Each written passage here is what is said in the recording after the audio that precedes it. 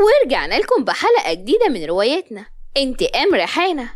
يلا بينا يا حلوين نكمل، بس قبل ما نبدأ ما تنسوش تحطوا لايك للفيديو وتصلوا على النبي في الكومنتات، ويلا بينا نبدأ. وسبق ودخل المكتب يشوف المشكلة، وعند قمر في المستشفى. أخيرا فاقت قمر، بس كانت تعبانة جدا. أني فين؟ وإيه اللي حصل؟ وليه انتوا بتعيطوا ليه؟ ماني لسه عايشة وهو ما حصليش حاجة.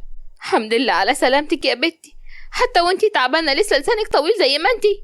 ما كانش الدكتور ده يقطع لك لسانك ده؟ طب بذمتك ارخم عليك ازاي يا ريري يا جمر انتي؟ هو حد يقدر برضه؟ حبيبة قالت لها الحمد لله على سلامتك يا جمر، انتي في مستشفى يا اختي منورة فيها. ايوه عرفت. امال ياسين فين الكلب ده حتى ما سألش فيا. وانتي يا ست ضحى هتفضلي باصه ليا كتير كده ولا ايه؟ حبيبة قالت ده ما سابكيش لحظة يا كلب البحر انتي. هو سافر مصر عشان الشركة عنده في شوية مشاكل هناك، هيحلها وهيجي. طب وانت يا ضحى ايه مالك؟ مش فرحانة ان رجعت ولا ايه؟ ضحى وكان نفسها تكلمها بس جريت عليها وحضنتها جامد. حبيبة بحزن ضحى فقدت النضج يا جمر يوم الحادثة بتاعتك، بس الدكتور طمنا وقال لنا ما تخافوش هي هتبقى كويسة. قمر لما عرفت كده زعلت على اختها، وملك قالت هروح اجيب قهوة اجيب لكم معايا. وقالوا لها وهي راحت تجيب. وصلت وجابت القهوة، وجت تمشي حد خبط فيها ووقعت القهوة عليها وعليه كمان، وبص ليها بغضب وقال زين بغضب انتي غبية ولا ايه يا بنت؟ انتي بتشوفيش قدامك ولا ايه؟ الحزن ده هدوم اتبهدلت. وانت مالك يا عم انت؟ اني كلمتك وبعدين القهوة وقعت من غير قصدي، والغلط عليك انت عشان انت اللي طور ماشي. ابقى فتح قدامك ده ايه ده؟ ثوانك ده اني افتكرتك. زين وركز في ملامح وشها. ايوه واني كمان افتكرتك، مش انت الغبية اللي كانت ماشية بتجري؟ لا والله اني برضو اللي غبية يا طور انت، مش انت اللي خبطت فيا الاول يا غبي انت. خلاص بقى المسامح كريم، واني اسف. ومد ايده ليها. واني كمان اسفة ومعلش، اسفة ما بسلمش على رجالة، انا اسفة جدا. وملك كانت لسه هتمشي لكن هو وقفها وقال طب اسمك ايه؟ طيب ما قلتليش اسمك ايه يا انسة؟ ملك وهي بتضحك وماشية اسمي ملك، وسابته ودخلت أوضة قمر. ملك بس البت بطل، الله يخرب بيت جمال أمها. ده ايه ده مامي شكلها نحلة عشان تجيب العسل زي ده. تيجي أمي تشوفها بقى. قال سلمى بنت خالتي، دي سلمى دي تيجي جنبها راجل. أحمد جه من وراه وقال له انت بتكلم نفسك ولا ايه يا زفت انت؟ وايه اللي موقفك هنا؟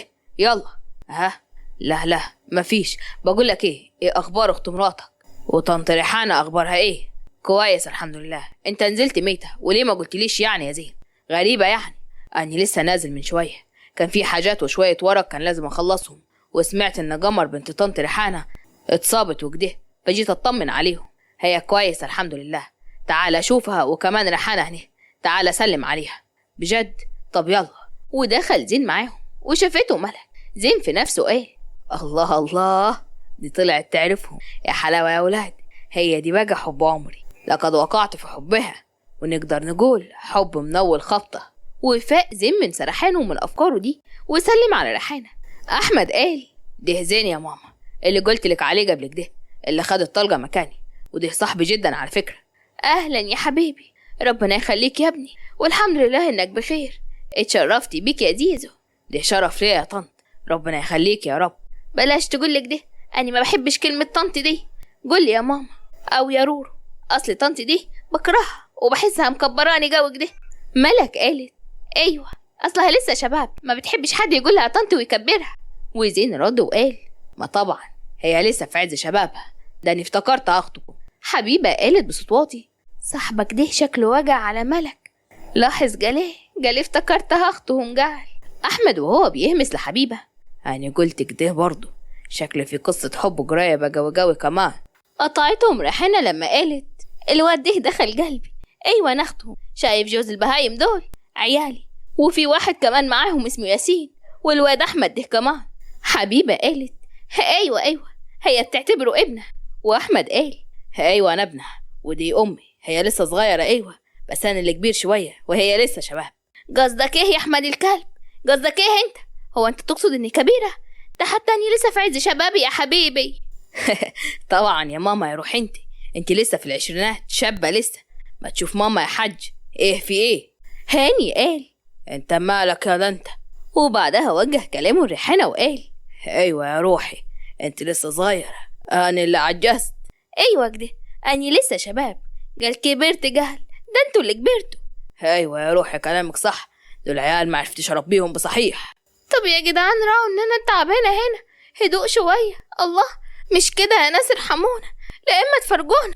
ريحانة قلعت الشبشب وقالت: لا وحياة امك ما يهمنيش تعبك انت كمان يا بت. وساعتها ضحى ضحكت جامد وطلع لها صوت.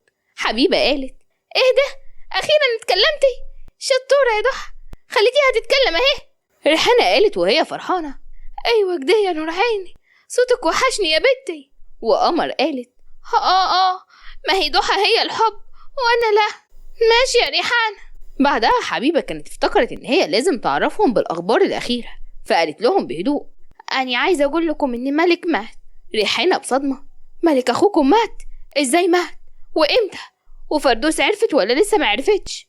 احمد قال: مالك مش اخو حد يا ماما، مالك مش ابن زايد اصلا.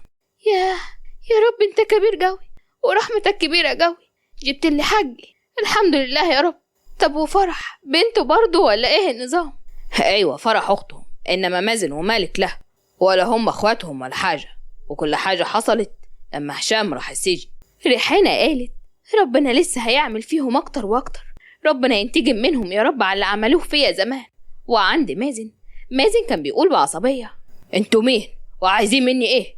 وايه المكان ده؟ عايز افهم، سيبني كده. هشام قال له بغضب: اقعد يالا وما اسمعش صوتك انت كمان، فاهم؟ انا عايزك تكتم خالص لحد ما اخلص كلام. انت مين انت عشان تكلمني كده؟ فوق لنفسك كده وشوف انت بتكلم مين، انت متعرفش انا مين ولا ايه؟ هشام وهو بيضربه كف بقوة: اتكلم عدل مع ابوك، وشكل فردوس كده ما عرفتش تربي خالص. مازن بصدمة: ابويا ازاي؟ انا ابويا زايد، انت ابويا ازاي؟ ايه اللي انت بتقوله ده؟ انت مجنون ولا ايه يا راجل انت؟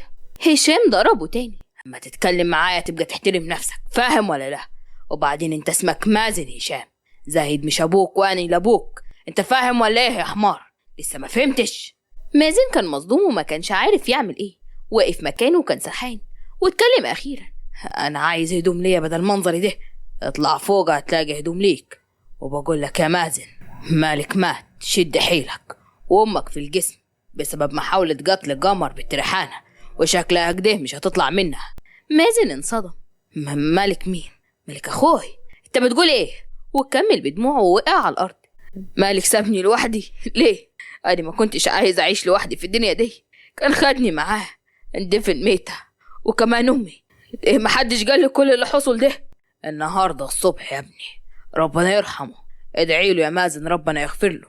مازن بهدوء سابه وطلع الأوضة، وشاف صور ليه هو ومالك كتير قوي وهم صغيرين، وخد صورة لمالك في حضنه جامد وهو بيعيط: ليه يا صاحبي تسيبني؟ ده احنا توأم، حتى ما حسيتش بيك ازاي. طيب يا مالك، ربنا يرحمك يا حبيبي. مازن لبس ونزل بهدوء: انا عايز اروح لامي، ابوس يدك سيبني اروح ليها. هشام قال له: هسيبك تروح يا مازن، بس هخلي حمدي معاك، موافق؟ ماشي موافق. وركب مع حمدي وراحوا القسم، وطلب منهم يشوف فردوس، ودخل مازن لفردوس الحبس. فردوس قالت: ايه ده مالك حبيبي، وحشني قوي، انت كويس اهو؟ امال بيقولوا انك مت ازاي؟ بيكذبوا عليا صح؟ مازن وهو بيزعق بعصبية: انا مش مالك، انا مازن، عملتي ايه؟ حرام عليكي، احنا عيال مين؟ حرام، احنا عيال مين؟ انا مش مسامحك ابدا، انا ابن حرام، كرهتينا في عيال ريحانة اللي هم مش اخواتنا، وطلعت انت السبب، حرام عليكي. مالك مات واني مازن، انا كل يوم هبص في المراية وافتكر مالك، وعمري ما هسامحك ابدا على اللي عملتيه فينا ده، حسبنا الله ونعم الوكيل فيكي. فردوس بانهيار: لا مالك لسه عايش، انت بتكذب، اسكت، اخوك جيد الوكيل. وريحانة هي اللي قتلته، اكيد هي بتنتقم مني عشان جوزها اتجوزني زمان، والله لو اوريك يا ريحانة، بس اطلع من هنا الاول. ارحمي نفسك بقى، ريحانة ملهاش دخل، حرام عليكي دمرتينا، حرام عليكي، يا ريت اعرف انسى انا ابن مين، انا ابن حرام. لا انتوا مش عيال حرام، لا اسكت، وريحانة هي اللي قتلته. فعلا احنا مش عيال حرام، فعلا انا هبعد عنك ومش هرجع لك تاني ولا هشوفك ولا هقول لك حاجه. ولحد هنا خلصت حلقتنا. يا ترى ايه اللي هيحصل في اللي جاي؟ اكتبوا لنا توقعاتكم في الكومنتات. وعايزه اقول لكم القصه لسه فيها مفاجآت كتير، فاستنونا ان شاء الله في الحلقة الجاية. ما تنسوش تحطوا لايك. سلام.